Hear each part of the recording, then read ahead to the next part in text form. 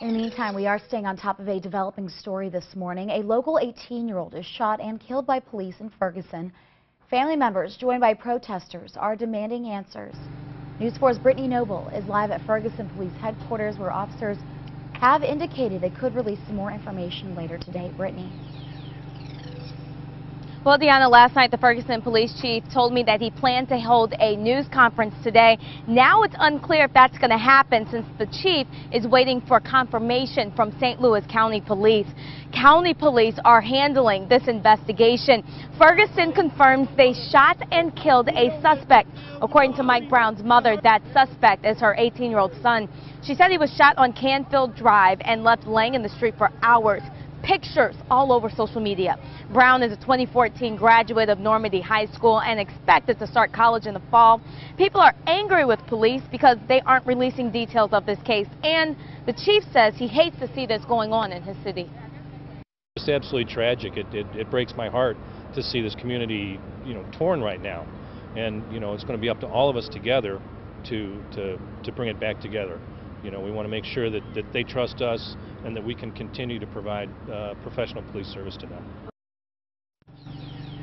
I will continue to follow this case on air and online at KMOV.com. Live in Ferguson, Brittany Noble, News 4. This was wrong, and that was cold-hearted. It was. Yep. No justice. Cold-hearted. That's the mother of Mike Brown. She says she wants answers, saying her son was walking to the store when the shooting happened. There was a near immediate backlash after the shooting, with protesters gathering and chanting, "No justice, no peace." Brown's mother says her son recently graduated from high school, planned to start taking classes at Outrage College on Monday. We understand police have cell phone videos from several witnesses that will be part of the investigation. The shooting happened in the middle of the afternoon, and dozens of people say they saw it happen. News 4's Corey Stark has more from witnesses and relatives of the 18-year-old who was killed. We wasn't causing any harm to nobody. We had no weapons on us at all. Dorian Johnson says he was walking home from a convenience store with his friend Mike Brown. They were walking on the street when a Ferguson police officer from his vehicle told the boys to get out of the street.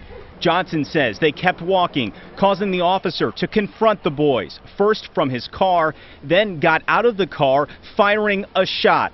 Johnson says him and Brown were scared and ran away from the officer. He shot again, and once my friend felt that shot, he turned around and he put his hands in the air, and he started to get down, but the officer still approached with his weapon drawn, and he fired several more shots. No justice, no peace. Instantly, hundreds gathered, angered and saddened by what they call a complete overreaction by the officer. Now a family is demanding answers. You took my son away from me. You know how hard it was for me to get him to stay in school and graduate? You know how many black men graduate? Not many. Because you bring them down to this type of level where they feel like I don't got nothing to live for anyway. They're going to try to take me out anyway. The crowd became more angered, even someone firing shots. No one was hurt. Meanwhile, Brown's body laid in the street for hours. The shots that were being fired were very close to that scene, so we needed to make sure that the crime scene was safe. That's why we called for the additional officers, so that we could safely, without conflict, move everyone back far enough.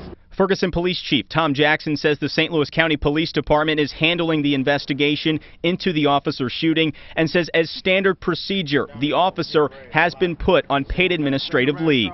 We do want this investigated fully, and that's why we asked for the outside help to do that. Corey Stark, News 4.